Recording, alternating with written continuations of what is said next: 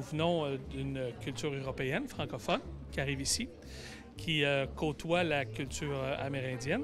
Ensuite, les Anglais arrivent. Et ensuite, il y a quoi? Une forte immigration irlandaise.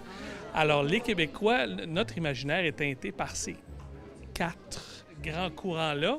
Et nous, ben, comme conteurs, comme gens de parole, ben, on a réinterprété les mythes qui font partie de ces cultures-là. Toi, une exposition comme ça aujourd'hui, est-ce que ça te fait peur ou ça te fait... Non?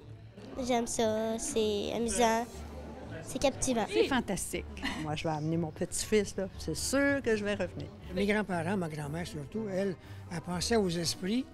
Et puis, lorsqu'on échappait un ustensile à terre, elle dit, ah, c'est quelque chose qui va arriver. Vous y croyez plus ou moins. Oui, c'est ça. Moi, quand j'étais jeune.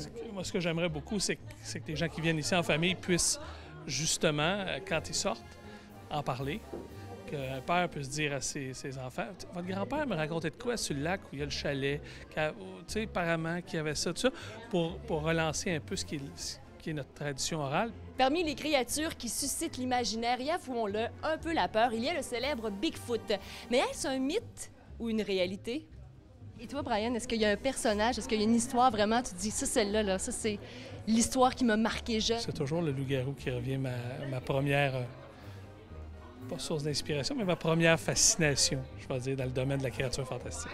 Bien, Brian Perrault, merci beaucoup de laisser aller notre imaginaire comme ça, de nous faire rêver. Un gros merci.